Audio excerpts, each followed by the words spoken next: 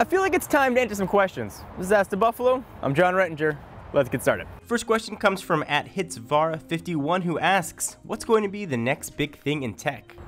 Next big thing in tech, and mark this down right now, live streaming, 360 video, but I think we're about 2 generations away from seeing smartphones have 360 cameras built into the phones. I think that's going to be the next big, giant thing that we're going to see.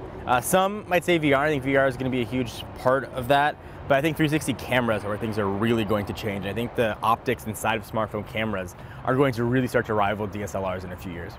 @Vignis Developer asks, what do you do in your free time? In my free time, I've got a 2.5-year-old and a 3-month-old, so I'm a dad.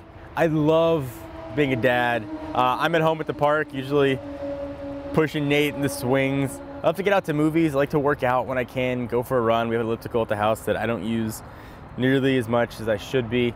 And I want to get back into building PCs again. I just want to start building some custom rigs. I'd like to start playing video games again too. My fingers are itchy and I want to play. @AFitzG asks, what are the best areas to study in college to be a tech journalist? I'm interested in a career similar to yours. To be any kind of journalist, tech or otherwise, take a writing intensive course. Anything writing intensive, English, comparative religion, philosophy, whatever, just write a lot. Also, video is being a huge part of journalism. It's going to be even bigger, I think, moving forward. So anything that can get you more comfortable speaking in public. I did speech and debate. Anything that's going to get you talking. Try out for a play, try to get a radio show, whatever you can do on campus that gets you speaking in public. One of the early things I did, this wasn't necessarily in college, but just to get more comfortable speaking, was recording myself actually reading Dr. Seuss books. They're very rhymey.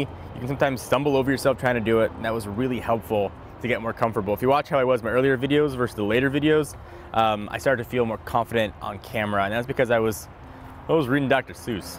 @Heisenbadge asks, are the rumored specs the OnePlus 3 exciting or unnerving? Are they what Android needs to stay zippy long term? Ooh, the OnePlus 3 makes me happy in my smartphone loving heart. So the rumors are Snapdragon 820, 6 gigs of RAM, QHD, which is insane and really high spec. That sounds more like the Note 6 line of specs than a OnePlus. But the killer for me is supposedly a price point under $400. So yes, super jazzed up about the OnePlus 3. OnePlus 2, less so, but 3 is the key for me. You see? Too much Dr. Seuss. The last question comes from the awesomely named Jalakafaka, who asks, for John, how'd you get started getting those TV appearances? So you guys don't know, myself and some of the other folks, Tech in Buffalo, we'll do CNBC, we'll do Fox Business, talking about tech and earnings, that kind of stuff. It happened a long time ago. We brought on a publicist to try and help get us out there more. We had relationships with some of the producers at these networks, and that's kind of how it started. I had to do some regional stuff to try and get a reel so people could be familiar with me and how I sounded on camera. Then I got one CNBC appearance, and it kind of went from there. Thank you guys for asking questions. Thank you guys for watching and reading. Thank you guys for overall just being awesome. Hope you guys enjoyed. Keep asking questions. Anything you guys want to know, just shoot it my way. You can send it to me on Twitter, on Instagram, on Snapchat, whatever. There are a lot of ways to get a hold of me. Until next time, I'm John Rettinger from Tech in Buffalo. See you guys next one.